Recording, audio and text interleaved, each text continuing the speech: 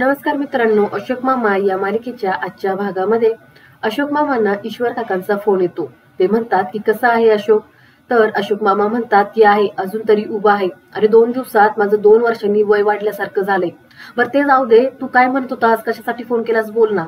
तर ईश्वर काका म्हणतात काही नाही, मला हेच सांगायचं होतं की मी अनिशला फोन केला होता. अनिश चंद्रपूरवरून निघालाय, येईल तो टप्प्याटप्प्याने लवकरच तिकडे. तर अशोक मामा म्हणतात बरं बरं ठीक आहे. ईश्वर काका म्हणतात आणि मुलं कशी आहेत रे. अशोक मामा म्हणतात की मुलं आहेत, चांगली आहेत. अरे मला वाटलं होतं त्यापेक्षा जरा जास्त समजदार आहेत. मोठी तर वेणू सारखी आहे, समजदार शांत, ती घेते त्या दोघांना सांभाळून. ते दोघं जण अजून लहान आहेत रे, त्यांना धडचं काही नीट अजून कळत नाही.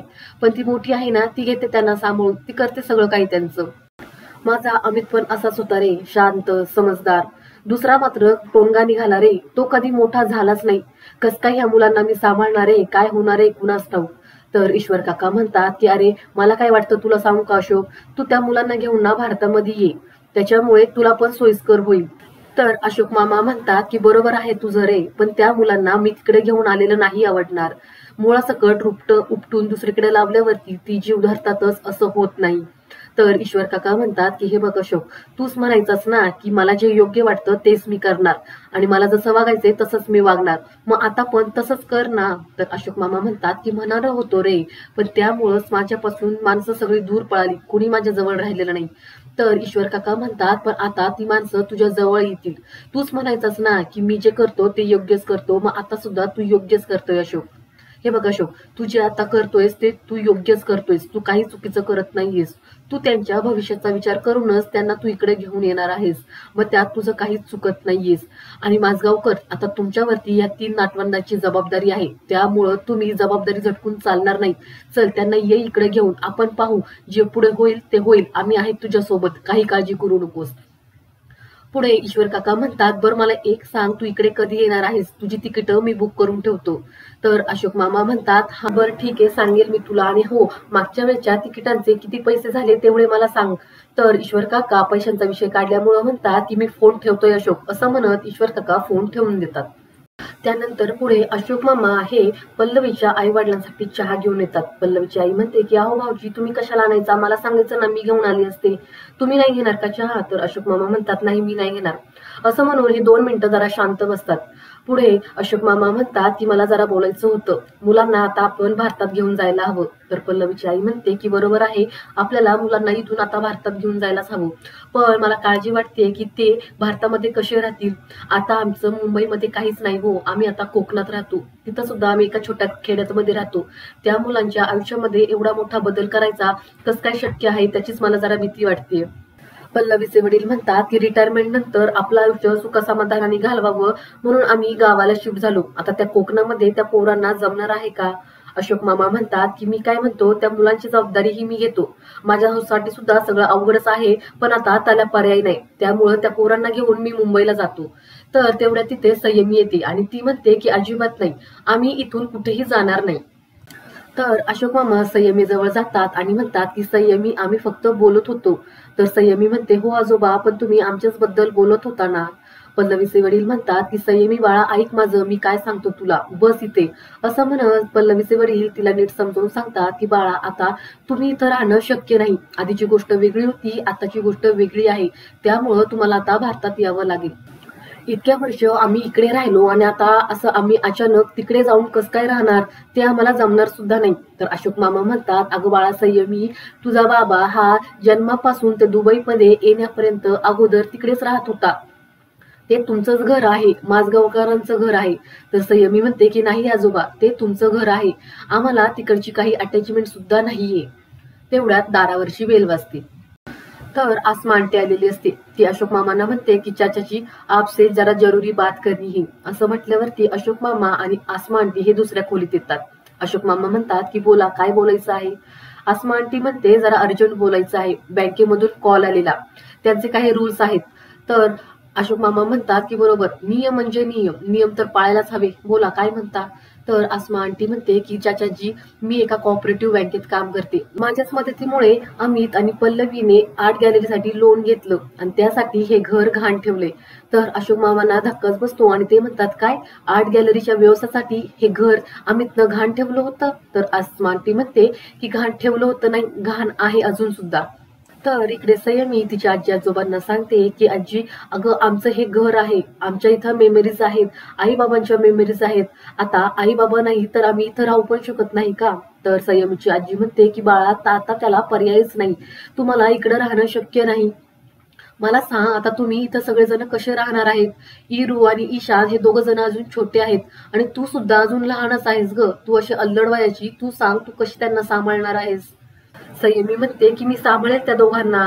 तर संयमीचे आजोबा म्हणतात की अगं संयमी, तुम्हाला भारतातच यावं लागेल, तुम्हाला आता इथे राहता येणार नाही. तर संयमी म्हणते, मग आजोबा आजी तुम्ही दोघं जण इथे राहणार आमच्या सोबत? तर आजोबा म्हणतात की नाही बाळा, आमच्या दोघांना आता इथल्या गोष्टी मॅनेज होणार नाहीत, त्यामुळं आता काही पर्यायच नाही, तुम्हाला तिकडे यावंच लागेल. तर इकडे आसमा आंटी ही अशोक मामांना लोनचे डॉक्युमेंट देत म्हणते की हे ओरिजिनल डॉक्युमेंट आहेत आणि अनफॉर्च्युनेटली जस्ट आता अमितचं लोन सुद्धा पास झालेलं आहे, त्याचं आता इन्स्टॉलमेंट सुद्धा भरायला सुरुवात होईल.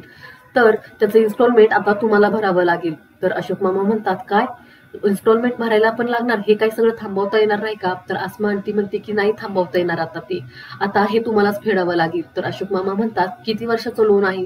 आसमा आंटी म्हणते की 20 वर्षाचं लोन आहे. अशोक मामा म्हणतात की 20 वर्षाचं लोन आहे, मोठ्या स्वप्नांची मोठीच रक्कम मोजावी लागते. आणि इकडे संयमीचे आजोबा संयमीला समजावून सांगत असतात की त्याला काही पर्याय नाही, आता तुम्हाला भारतात यावंच लागेल. मी तुम्हाला कोकणात घेऊन जाऊ शकतो, पण ते एक साधं खेड आहे, तुम्हाला तिथं राहणं जमणार आहे का? आणि शाळानंतर तुम्हाला कॉलेजसाठी मुंबईलाच जावं लागेल, त्यापेक्षा तुम्ही सगळेजण आता मुंबईमध्येच राहा. तर संयमी म्हणते की नाही, आम्हाला कुठेच नाही जायचं, ना मुंबईला जायचं ना कोकणात जायचं, आम्हाला इथेच राहायचं आहे. तर संयमीची आजी म्हणते की बाळा जरा समजून घे ना. तर संयमी म्हणते की नाही, भैरवी माऊ कुठे आहे, मी तिला सांगेल की तू येऊन इथं जॉब कर, ती राहील आमच्या सोबत इकडे, नाहीतर ती आम्हाला लंडनला घेऊन जाईल. संयमीचे आजोबा म्हणतात की बाळा जरा ऐक, असं सहजासहजी कुठेही जाता येत नाही. तर संयमी म्हणते की नाही, मी भैरवी माऊला फोनच लावते, असं म्हणत ती मोबाईल उचलते. तर संयमीची आजी म्हणते की तिला फोन लागत नाहीये, तू जरा ऐकून घे आणि असे तडकाफडकी निर्णय घेऊ नको, जरा शांत विचार कर, आपल्याकडे अजून वेळ आहे. तर इकडे अशोक मामा म्हणत असतात की वेळच शिल्लक राहिलेला नाहीये, 4 दिवसावरती पहिल्या हप्त्याची तारीख आलेली आहे आणि त्याचा हप्ता हा माझ्या पेन्शनच्या 5 पटीनं मोठा आहे. हे कसं काय मी सगळं करणार आहे, काय करता येईल? तर आसमा आंटी म्हणते की मी आपको एक सजेस्ट करू क्या चाचाजी? खरं तर हे सगळं बोलायला फार मला अवघड वाटते, चांगलं वाटत नाहीये, पण त्याला पर्याय नाही. तुम्ही हे घर विका, हे घर जर विकलं तर आम्हीच लोन हे रिपेमेंट होईल. तर अशोक मामांना मात्र ह्या गोष्टीचं फार वाईट वाटतं आणि ते म्हणतात की हे घर मोठ्या हिमतीनं अमितनं उभं केलं होतं. तर आसमा आंटी म्हणते, ज्यानं ही मोठ्या हिमतीनं हे सगळं उभारलं आता तोच राहिलेला नाहीये, त्या मुलांची सुद्धा रिस्पॉन्सिबिलिटी ही खूप मोठी आहे चाचाजी. तुम्हीच ठरवा आता की ती रिस्पॉन्सिबिलिटी निभवायची का हे घर वाचवायचं? तर इकडे ईश्वर काका हे फुलरणीला बोलावून घेतात. तिला म्हणतात की तुझ्याकडे अशोकच्या घराची चावी आहे का? तर फुलराणी म्हणते की हो, ह्या वेळेस मामा माझ्याकडे चावी ठेवून गेले होते. ईश्वर काका म्हणतात, मग त्याचं घर जरा आवरून घे. तर फुलराणी म्हणते की ठीक आहे, मी उद्या आवरते. ईश्वर काका म्हणतात की उद्या नाही, आत्ताच आवरून घे, उद्या सकाळीच अशोक मुलांना घेऊन इकडे येतोय. तर फुलराणी म्हणते की एवढ्या लवकर? अहो अजून 10 दिवस पण झाले नाहीत, ते अमित दादांचं आणि पल्लवी वहिनींचं दिवस कार्य इकडं करणार आहेत का? तर ईश्वर काका म्हणतात की हो, अशोक ते सगळं त्यांचं इकडंच करणार आहे. फुलराणी पुढे म्हणते की मग पोरं सुद्धा येणार आहेत, इथंच राहणार आहेत का जाणार आहेत? तर ईश्वर काका म्हणतात की ते काही मला माहित नाहीत, पण मुलं सध्या येतील, ते इकडेच राहणार आहेत का जाणार आहेत त्याची काही मला फारशी कल्पना आहे. पण तू आता लक्ष ठेव, आता आपल्याला अशोकला सांभाळायचा आहे, तो पोरांचं सगळं करणार आहे म्हटल्यावरती आपल्याला आता अशोकवरती लक्ष ठेवावं लागणार आहे. फुलराणी म्हणते, काका मला सांगा हे कसं सगळं त्यांना जमणार आहे? अहो एक तर जीव सदाशिव, एक तर त्यांना कोणाशी जमवून सुद्धा घेता आलेलं नाही. किती वेळा मी त्यांना म्हटलं होतं की माझ्या फोनवरून व्हिडिओ कॉल लावून देते, पोराशी बोला. वहिनी सुद्धा त्यांना सारखे म्हणायचे की जरा तुझ्या नातवंडाशी बोला, पण ते काही बोलायचे नाही. तर ईश्वर काका म्हणतात, काही नाही, आता जबाबदारी पडली ना, घेईल तो सगळं सांभाळून, आणि आपण आहोत ना, आपण सुद्धा त्याची चांगली काळजी घेऊ. फुलराणी म्हणते की मामा हे सगळं कसं निभावून नेणार आहेत कुणास ठाऊक, त्या मुलांचं सुद्धा आता कसं होणार आहे काय माहिती. ईश्वर सुद्धा कोणाची किती परीक्षा घेतो ना, काही सांगता येत नाही. असो चला, मी जाते आता, अशोक मामांचं घर तेवढं साफ करून घेते, असं म्हणत फुलराणी तिथून जाते. त्यानंतर पुढे इकडे अशोक मामा हे इरा, ईशान आणि संयमीला जेवायला देतात. अशोक मामा ईशानला म्हणतात की अरे भात घे ना. तर ईशान म्हणतो भरलं माझं पोट. अशोक मामा म्हणतात भरलं पोट लगेच, अरे पोट आहे का मस्करी आहे. पुढे ते इराला म्हणतात की ए तुला काय हवंय अजून. तर इरा म्हणते की माझं पण भरलं पोट, आता माझा होमवर्क आहे, जाऊ का होमवर्क करायला. तर अशोक मामा म्हणतात की आता तुम्हाला होमवर्क करायची गरज नाही, कारण की आता तुम्ही शाळेतच जाणार नाही उद्यापासून. असं म्हटल्यावरती ईशान म्हणतो का. तर अशोक मामा म्हणतात आता तुम्ही उद्याच माझ्यासोबत भारतामध्ये येणार आहेत. ईशान म्हणतो मग तिथेच आई बाबा पण येणार आहेत का. तर अशोक मामा म्हणतात की हो तिकडेच येणार आहेत. तर ईशान म्हणतो की संयमी ताई तर म्हटली की आई बाबा हे गॉडच्या युनिव्हर्स मध्ये गेलेले आहेत, मग त्यांनी तुम्हाला कधी सांगितलं. तर अशोक मामा म्हणतात की मला त्यांनी सांगितलंय, ते पण तिकडेच भारतामध्ये येणार आहेत. इरा म्हणते की पण गॉडच्या युनिव्हर्स मध्ये गेल्यावरती तिकडून कोणाशी बोलता येत नाही, तुम्ही कसं काय बोलले. अशोक मामा म्हणतात की मला पल्लवीने आधीच सांगून ठेवलं होतं की मुलांना भारतात घेऊन या, आम्ही पण तिकडच येऊ. तर मग आता उद्या आपण भारतामध्ये जायचं आहे. असं म्हटल्यावरती ईशान आणि हिरा हे दोघ जण बॅग पॅक करण्यासाठी आत निघून जातात. पुढे संयमी ही चिडूनच म्हणते की आजोबा जर आम्हाला भारतात यायचं नसेल तर आमच्याकडे काहीच ऑप्शन नाहीये का. तर अशोक मामा म्हणतात की नाही ऑप्शन, कोणाकडेच कोणताच ऑप्शन नाहीये, तुम्हाला भारतात यावंच लागेल. तर संयमी म्हणते पण का. तर अशोक मामा म्हणतात कारण की हे घर विकावं लागेल. संयमी म्हणते व्हॉट, हे घर विकावं लागेल. तर अशोक मामा म्हणतात खरं तर मी तुला काहीच सांगणार नव्हतो, पण आता सांगावंच लागेल. तुझ्या बाबानं आर्ट गॅलरीसाठी हे घर गहाण ठेवलं होतं आणि त्याची कर्ज फेडायची मुदत ही 20 वर्षे आहे. माझ्यानंतर हे कर्ज तुम्हाला व्हावं लागेल आणि ते मला नकोय. त्यामुळं उद्याच आपण सगळेजण भारतात निघून जाणार आहोत, बॅग पॅक करायला घे. असं म्हणत अशोक मामा तिथून जातात आणि आजचा हा भाग इथे संपतो. पुढील भाग पाहण्यासाठी चॅनलला सबस्क्राईब करा. धन्यवाद.